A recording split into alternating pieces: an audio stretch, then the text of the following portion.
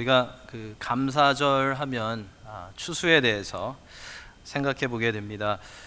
추수의 계절은 1년 동안 수고한 것을 거둬들이고 또 함께 모여서 나누고 감사하는 풍성함이 떠오르는 그러한 계절입니다. 구약에도 보면 이스라엘 백성들도 이 추수의 때를 절기로 삼아서 맥주절로도 지키고 또 수장절로도 그렇게 지켰습니다. 하나님께서 그렇게 지키도록 명령하셨던 것을 우리가 구약의 말씀을 통해서 볼 수 있습니다. 출애굽기 24장 16절 말씀을 보면 하나님께서 이렇게 명령하셨습니다. 맥주절을 지키라. 이는 내가 수고하여 밭에 뿌린 것에 첫 열매를 거두미니라. 수장절을 지키라. 이는 내가 수고하여 이룬 것을 연말에 밭에서부터 거두어 저장함이니라 라고 말씀하셨습니다. 이스라엘 백성들은 하나님께서 명령하신 이러한 절기들을 지키면서 하나님의 은혜에 감사하며 또 기념하는 그런 시간을 보냈습니다. 우리가 오늘 지키고 있는 이 추수감사절은 1년 동안 수고하여 밭에서 거두어 들인 것에 감사하며 하나님께 나아가 하나님과 교제하는 그러한 구약의 우리의 믿음의 선조들이 지켰던 수장절과 비슷하다고 생각되어집니다. 우리가 밭에 직접 나가서 씨를 뿌리고 추수는 하지 않지만 하나님께서 1년 동안 도와주시고 지켜주시고 이끌어주시고 베풀어주신 그런 많은 은혜들을 우리가 돌아보면서 감사하는 그런 시즌을 우리가 지금 보내고 있습니다. 1년 동안 응답해 주시고 부족한 부분들을 채워주신 것도 감사하지만 우리가 잘못 구했을 때 하나님께서 더 좋은 것을 주시기 위해서 응답해 주시지 않으신 그런 부분도 감사하는 그런 시즌을 우리가 보내고 있습니다. 이러한 추수의 시즌 가운데 우리가 꼭 생각해 보아야 되는 것이 있습니다. 터키나 그레이비나 크랜베리나 화이트 미트나 다크 미트도 중요하지만 그것보다 오늘 예배드리면서 우리가 꼭 기억해야 되는 것이 있는데 그것은 영적인 추수입니다. Spiritual Harvest입니다. 영적인 추수는 우리가 한 해 동안 영적으로 얼마나 자랐는지, 우리가 한 해 동안 예수님을 얼마나 닮아왔는지, 또 한 해 동안 우리가 어떠한 열매를 맺었는지와 연결이 됩니다. 우리가 그 유치원이나 초등학교에 다니는 아이들을 보면 매일, 매주, 매달 그들이 키가 얼마나 컸는지 재보고 또 집에 있는 엄마와 아빠와 할머니와 할아버지와 비교해보고 그리고 키가 조금 컸다는 것이 확인이 되면 기뻐하고 그들이 자신감을 갖는 것을 보게 됩니다. 우리 성도들에게도 아마 우리의 키는 더 이상 성장하지 않겠지만 우리가 영적으로 얼마나 자랐는지, 우리가 영적으로 얼마나 성숙해졌는지 최소한 이러한 추수의 시즌을 보내면서 이러한 추수 감사절을 보내면서 한 번 정도는 1년에 한 번 정도는 돌아봐야 될 것입니다. 지난 11개월 동안 하나님께서 지켜주시고 은혜를 주시는 가운데 나는 영적으로 얼마나 성숙해졌는지, 나는 예수님을 얼마나 더 닮아갔는지 우리는 우리 자신에게 질문해 보아야 하겠습니다. 우리가 이러한 질문을 각자에게 해보지 않으면 그냥 아무런 변화 없이 똑같이 또 다른 다음 1년을 보낼 수 있는 그런 위험이 있기 때문에 우리 자신을 평가하는, 우리 자신을 진단하는 이런 질문을 우리가 해보아야 하겠습니다. 많이 분주한 그런 시즌입니다. 많이 분주한 시즌, 바쁜 시즌이지만 각자의 영적인 성장을 돌아보는 시간을 꼭 가지시고 감사해야 할 부분 가운데 정말로 하나님께 감사드리시고 또 고치고 새롭게 결단해야 하는 그런 부분 가운데 결단할 수 있는 그런 성도님들이 되시기 바랍니다. 그러면 우리가 영적인 성장을 어떻게 체크해 볼 수 있을까? 영적인 성장을 우리가 어떻게 체크할 수 있을까요? 우리의 영적인 성장을 체크해 볼 수 있는 좋은 테스트가 있는데 그것은 내가 얼마나 다른 영혼들에게 관심을 가지고 있느냐는 것입니다. 내가 얼마나 추수할 곳에, 내가 얼마나 하나님께서 허락하신 하나님께서 허락해 주신 그 추수의 밭에 관심을 가지고 있느냐는 것입니다. 1년 동안에 우리의 영적인 추수는 어떠했는지, 그리고 우리를 통해서 우리 주위에 있는 사람들이 예수님을 얼마나 더 알게 되었는지 체크해 보면서 이 추수의 시즌을 우리는 보내야 할 것입니다. 혹시 그렇지 않으셨다면, 혹시 우리 때문에 예수님으로부터 멀어지는 그런 영혼들은 없었는지, 나 때문에 마음이 상한 그런 사람들은 없었는지 돌아보면서 회복하는 그런 시즌이 되어야 하겠습니다.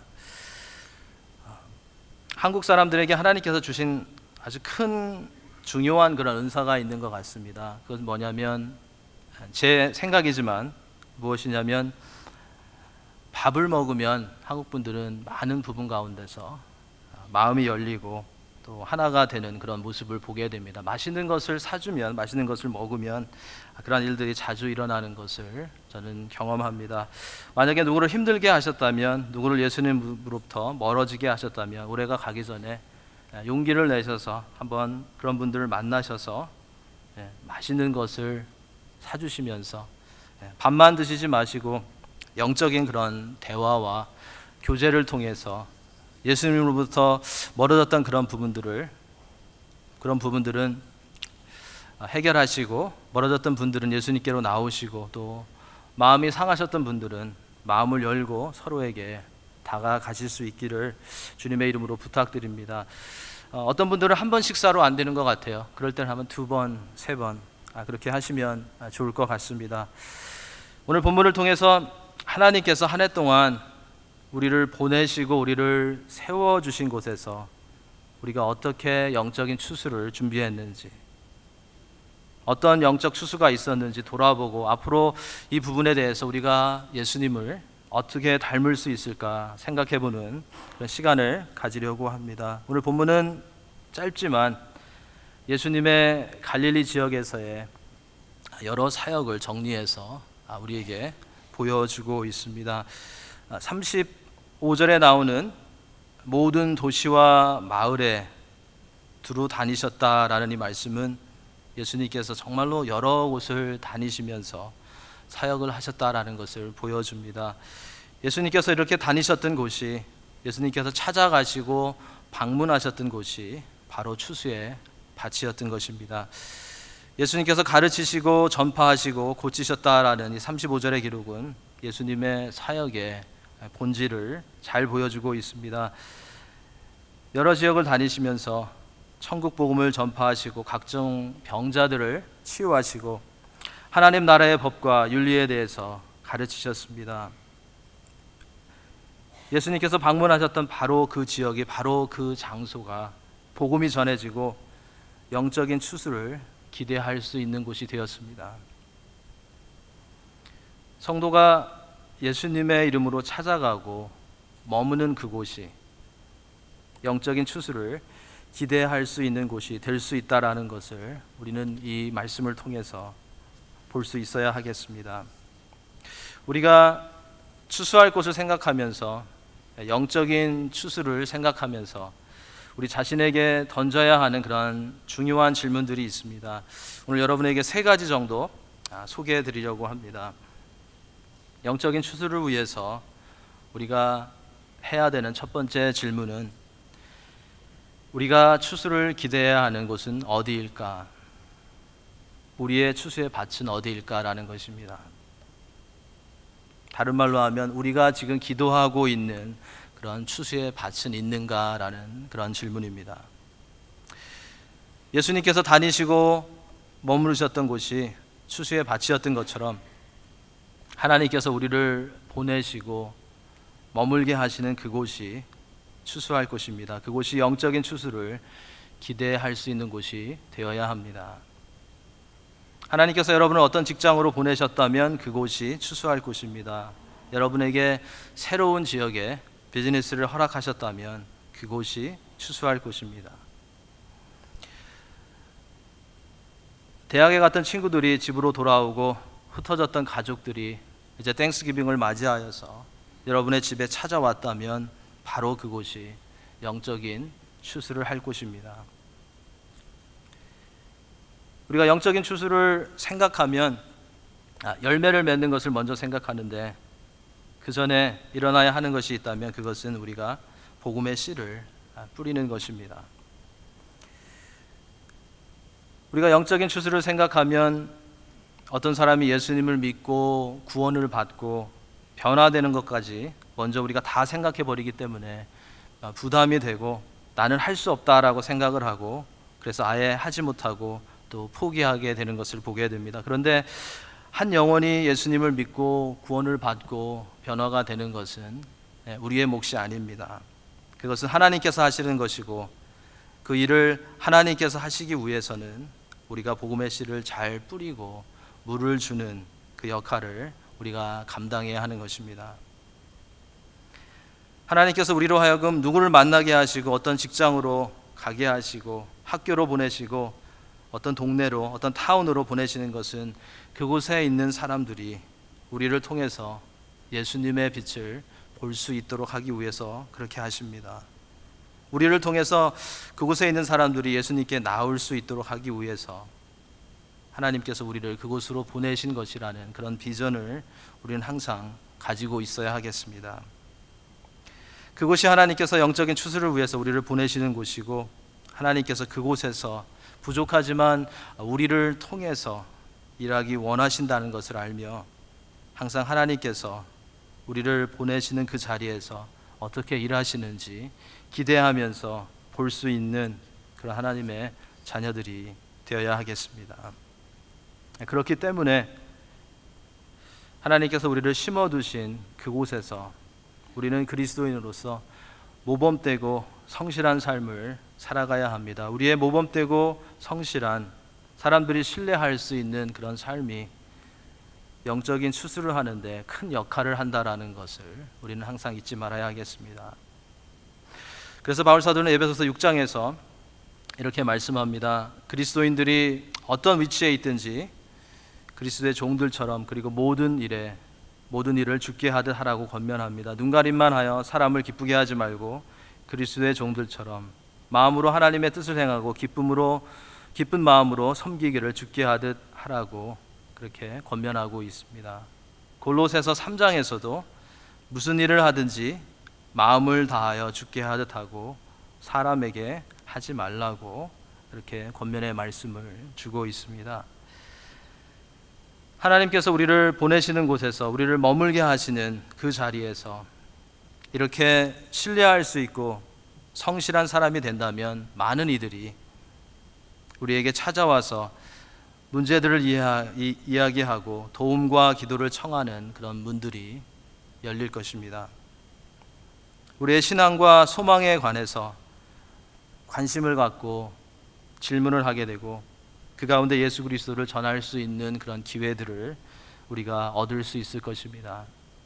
그래서 사도 베드로는 베드로전서 3장 15절에서 이렇게 말씀합니다. 너희 마음에 그리스도를 주로 삼아 거룩하게 하고 너희 속에 있는 소망에 관한 이유를 묻는 자에게는 대답할 것을 항상 준비하되 온유와 두려움으로 하라고 그렇게 말씀하고 있습니다. 우리가 하나님께서 우리를 보내신 곳에서 성실한 사람이 된다면, 다른 사람이 신뢰할 수 있는 그런 사람이 된다면 주위에 있는 사람들이 우리가 가진 소망에 관한 이유를 묻게 된다는 것입니다.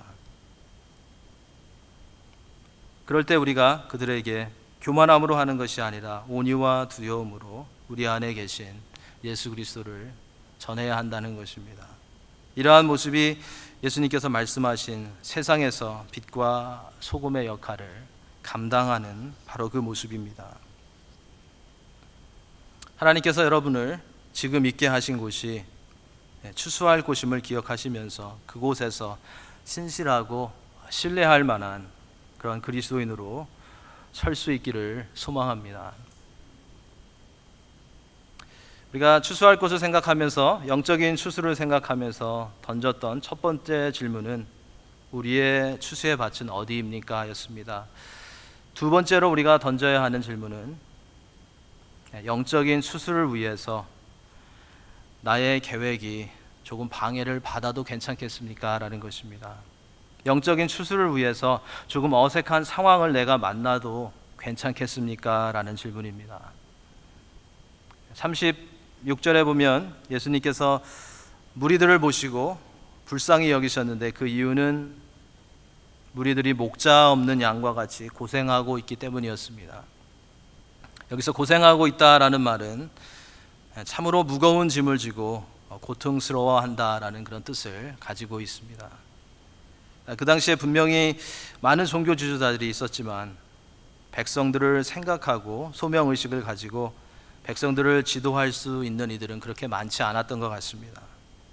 오히려 백성들은 종교의식 등으로 속박 가운데 계속해서 무거운 짐을 지는 그런 삶을 살아가고 있었습니다.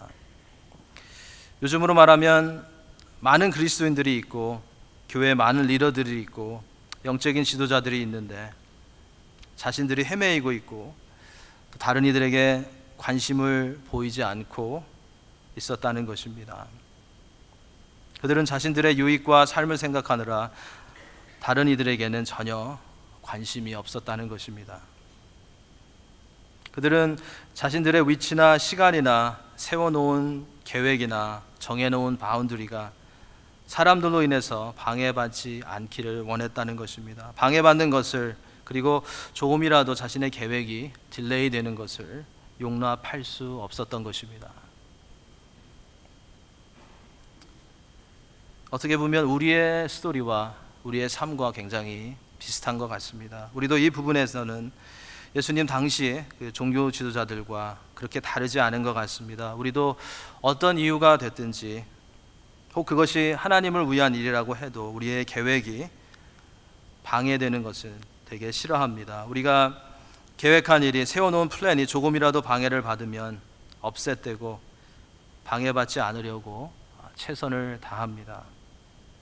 그리고 대화 가운데 예수님을 전하고 영적인 대화를 해야 할 텐데 우리가 구상해 놓은 좋은 그런 모임에 방해가 될까 봐 눈치만 보고 신앙적인 대화를 하지 못합니다. 좋은 기회가 있었지만 영적인 대화는 한마디도 하지 못하고 헤어지게 됩니다. 그리고 그 이후에는 우리 마음 가운데 부담이 되고 무엇인가 허전함을 느낍니다. 어떻게 그렇게 제가 잘 알까요? 저도 그런 실수를 많이 했기 때문에 여러분에게 감히 말씀드릴 수 있습니다. 그런데 예수님은 어떠셨습니까? 예수님의 계획은, 예수님의 플랜은 자주 방해를 받았습니다. 사람들로 인해서 항상 방해를 받으셨습니다. 그리고 예수님은 영적인 대화를 할 수 있는 기회를 놓치지 않으셨을 뿐만 아니라 그러한 기회들을 만들어 가셨습니다. 사람들이 가지 않는 사마리아로 가셨고 사람들이 피해 다니는 병자들을 찾아가셨고 죄인들을 외면하시지 않으셨습니다. 마음 먹고 쉬려고 하면 무리들이 몰려왔고 기도하려고 하면 무리들이 방해했고 말씀을 전하는 가운데서도 지붕이 뚫리고 병자가 달려 내려오는 이를 통해서 방해를 받으셨습니다. 위급한 상황에서 병자를 고치려고, 죽어가는 사람을 고치려고 가는 가운데서도 사람들이 나타나서 그 계획이 딜레이되고, 그러한 가운데서도 예수님께서는 그 무리들을 만나 주셨고 영적인 대화를 하셨고 그들을 고쳐주셨고 그들을 위로해 주셨고 그들에게 소망을 주셨습니다. 굉장히 어색한 상황에서도 예수님께서는 하나님의 나라를 가르치셨고 그리스도의 복음을, 하나님의 복음을 전하셨습니다. 예수님께서 그렇게 하셨기 때문에 예수님께서 가시는 곳은 복음의 씨앗이 뿌려졌고 추수를 기대할 수 있는 곳이 되었습니다. 우리도 우리의 일과 계획들이 계속해서 일주일 내내 방해를 받은 것은 안 되겠지만 하나님께서 영혼들을 우리에게 보내시고 우리가 다른 영혼들에게 다가가기 위해서는, 또 우리가 복음의 씨앗을 뿌리고 영적인 수술을 준비하는 일을 위해서는 우리의 계획이 조금 방해를 받고 우리의 스케줄이 조금 딜레이 되어도 우리가 업셋되지 않고 화내지 않고 조금 어색해도 인내하면서 그러한 시간들을 감사하는 그런 성도가 되어야 하겠습니다. 굉장히 힘들게 느껴지지만 또 어떤 면에서는 불가능하다고 느껴지지만 예수님은 항상 그렇게 하셨습니다. 그리고 지금도 생각해 보면 우리 주님께서는 우리의 일상생활 가운데서 우리 때문에 얼마나 하시고자 하는 그런 일이 딜레이 되시겠습니까? 그러면서도 계속해서 우리와 함께 하시면서 기다려 주시고 인도해 주신다라는 것을 기억하면서 우리가 이 부분에서 주님의 모습을 닮아가야 하겠습니다. 우리가 영적인 추수를 위해서 조금 어색해지고 불편해지고 천천히 가도 불평하지 않고 감사함으로 받아들일 수 있는 그런 하나님의 자녀들이 되어야 할 것입니다. 우리의 추수의 밭은 어디입니까? 라는 질문을 했습니다. 그리고 영적인 추수를 위해서 방해받고 조금 어색해져도 괜찮겠습니까? 라는 질문을 했습니다. 마지막으로 세 번째 질문은 영적인 추수를 위해 움직일 수 있습니까? 라는 것입니다. 영적인 추수를 위해 갈 수 있습니까? 영적인 추수를 위해 주님의 명령에 순종할 수 있습니까? 라는 질문입니다. 37절, 38절을 보면 목자 없는 양과 같이 고생하고 있는 이러한 무리들을 보시면서 예수님께서는 추수할 것은 많은데 라고 말씀하셨습니다. 죄와 사망의 권세 가운데 속박 가운데 무거운 짐을 지고 있는 이들을 건져내야 할 텐데 건져내야 하는 그런 일은 너무나도 많은데 일꾼이 적다고 말씀해 주시면서 추수하는 주인에게 하나님께 추수할 참된 일꾼을 위해서 구하라고 그렇게 제자들에게 명령하십니다. 특별히 38절에 기록된 보내주소서라는 이 말은 여유있이 천천히 보내달라는 그런 뜻이 아니라 긴급한 그런 필요성을 나타내고 있습니다. 영어로 하면 urgent하다는 urgency를 여기서 말하고 있습니다. 추수할 때가 되어서 추수할 것은 너무나도 많은데 추수할 것이 너무나도 많기 때문에 하나님께 속히 추수할 일꾼들을 보내주시기를 요청하라고 예수님께서 말씀하신 것입니다. 요한복음 4장 35절에서도 예수님께서는 사마리아 지역에서 사마리아 여인과 대화를 나누신 후에 이렇게 말씀하십니다. 너희는 넉 달이 지나야 추수할 때가 이르겠다 하지 아니하느냐? 그러나 나는 너희에게 이르노니 너희 눈을 들어 밭을 보라. 휘어져 추수하게 되었도다 라고 말씀하십니다. 예수님께서는 이러한 말씀을 통해서 추수할 것이 많다는 것과 추수할 일꾼은 하나님께서 보내주신다라는 것을 가르쳐 주십니다. 그래서 우리가 그 추수할 일꾼들을 보내주시도록 기도해야 하고 거기서 멈추는 것이 아니라 동시에 그 일꾼들로 준비되어져야 한다라는 것을 예수님께서 말씀하고 계십니다. 결국 니들을 볼 수 있는 사람들이 추수할 곳을 볼 수 있는 사람들이 기도하게 되고 기도하는 사람들이 결국 추수할 밭으로 가게 된다는 것입니다. 기도하는 사람들이 추수할 일꾼이 된다는 것입니다. 우리는 계속해서 우리가 추수할 곳을 볼 수 있도록 기도해야 하겠습니다. 복음이 필요하고 복음을 받을 준비가 되어 있는 영혼들을 우리 삶 가운데서 볼 수 있도록 우리가 기도해야 하겠습니다. 그리고 기도하는 것으로 멈추지 않고 그곳으로 갈 수 있는 마음과 담대함을 주시도록 우리가 기도해야 하겠습니다. 우리의 오래전의 믿음의 선배들 세대는 선교 또는 전도가 지금보다 굉장히 활발하고 깊이 있게 이렇게 진행되었다고 합니다. 그 이유는 우리 믿음의 선배들은 이런 표현을 사용했다고 그럽니다. 육지뿐만 아니라 바다를 건너라도 나는 다른 지역으로 가서 복음을 전하겠다라고 그들은 말했다고 합니다. 바다를 건너서라도 그리스도의 복음을 전하겠다. 그런데 지금 세대의 많은 그리스도인들은, 또 많은 젊은이들은 사람들을 만나기 위해서 길을 건너려고도 하지 않고 자신이 있는 방 안에서도 건너서 반대편으로 가려고 하지 않기 때문에, 움직이려고 하지 않기 때문에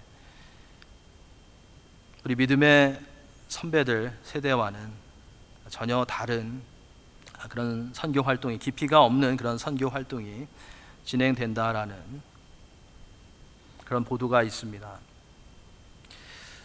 전도 훈련에 관한 책 중에 Just Walk Across the Room이라는, 그냥 방 이쪽에서 저쪽으로 가십시오라는 그런 제목을 가진 교재가 있습니다.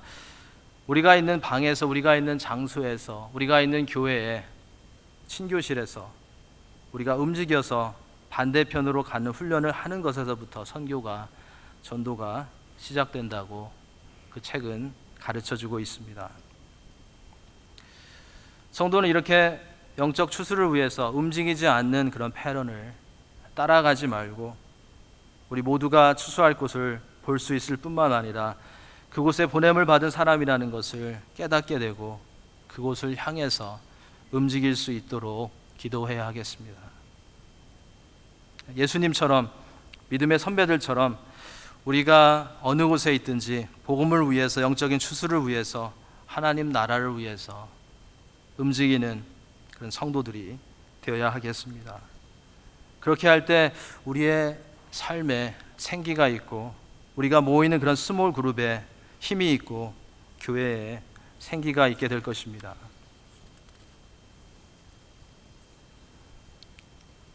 오늘 말씀을 중심으로 세 가지 질문을 해보았습니다. 우리의 추수의 밭은 어디인지, 우리는 영적인 추수를 위해서 일상생활 가운데 우리의 계획과 우리의 생각을, 우리의 플랜을 양보할 수 있는지, 조금 어색해져도 괜찮은지, 그리고 우리는 주님의 명령에 순종해서 복음을 위해서, 영적인 추수를 위해서 움직일 수 있는지 라는 질문을 해보았습니다. 여러분이 질문에 어떻게 답하시겠습니까? 우리가 세상으로부터 우리를 감추고 세상을 정죄하는 그런 성도가 아니라 예수님께서 말씀하신 것처럼 그곳이 우리가 빛과 소금으로 서야 하고 영적인 추수가 일어나야 하는 곳임을 기대하면서 하나님께서 우리를 보내시고 머물게 하시는 그곳을 외면하지 않고 관심을 가질 수 있는 그런 하나님의 백성들이 되어야 하겠습니다. 우리는 예수님을 닮아서 영적 추수할 수 있는 곳을 볼 수 있고, 그곳에서 들려오는 여러 가지 소리들을 들을 수 있고, 그곳을 놓고 기도할 수 있고, 그곳으로 우리의 발걸음을 움직일 수 있어야 하겠습니다. 우리가 평소에 그렇게 할 수 있다면 더 많은 영혼들이 하나님 나라를 볼 수 있을 것이고, 더 많은 영혼들이 하나님의 사랑을 느낄 수 있을 것이고, 더 많은 영혼들이 하나님께서 가장 기뻐하시는 구원을 받을 수 있을 것입니다. 이 추수의 시즌에, 감사의 시즌에 하나님의 은혜에 가장 감사할 수 있는 사람은, 가장 감사하는 사람은 추수할 곳을 항상 찾고 기회를 항상 보고 주어진 기회들을 지혜롭게 사용해서 하나님 나라를 전하는, 예수님을 소개하는 그러한 사람일 것입니다. 우리가 게으르지 않고 용기를 내고 깨어 있어서 하나님께서 주시는 그 기회만 놓치지 않아도 많은 변화가 우리의 삶과 우리 주위에서 일어날 것입니다. 하나님께서 어떤 특별한 사람이 아니라 평범한 우리를 사용하신다라는 것을 기억하시면서 우리의 재능과 은사와 학업과 직업을 하나님께서 사용하시도록 맡겨서 우리의 이기적인 그런 계획이 조금 방해를 받아도 하나님의 뜻이 이루어지기를 소망하는 그런 성도가 되어야겠습니다. 우리가 있는 곳이, 가는 곳이 영혼의 추수의 장소가 될 수 있기를 소망합니다. 그곳이 하나님께서 영혼들을 구원하시는 곳이 되기를 소망합니다. 영적인 추수를 생각하며 추수할 곳을 찾는 하나님께 영광 돌리는 그런 땡스기빙이 되시기 바랍니다. 특별히 여러분들이 가지시는 모임과 여러분들에게 찾아오는 자녀들, 여러분들에게 찾아오는 가족들에게 용기를 내어서 예수님을 전하며 영적인 대화를 하시는 최고의 가장 베스트한 그런 땡스기빙이 되시기 바랍니다. 모든 결과는 하나님께 맡겨드리고 복음의 씨앗을 뿌리는데 포기하지 마시고 주님이 원하시고 기뻐하시는 것을 위해서 도전하시는 그런 땡스기빙이 되시기 바랍니다. 예수님께서 추수할 것은 많은데 일꾼이 적으니라고 말씀하셨습니다. 이 말씀은 가야 되는데 안 가는 사람이 많다는 것입니다. 움직여야 하는데 움직이지 않고 있는 사람이 많다는 것입니다. 영적인 추수를 위해서 일할 수 있는데 분명히 하나님께서 그런 능력을 주셨는데 아무것도 하지 않는 사람이 너무나도 많다는 것을 말씀하신 것입니다. 이 감사 기간에, 감사절 기간에 이러한 주님의 말씀을 듣고 갈 수 있고 움직일 수 있고 정말 일할 수 있는 그런 성도님들이 되시기 바랍니다.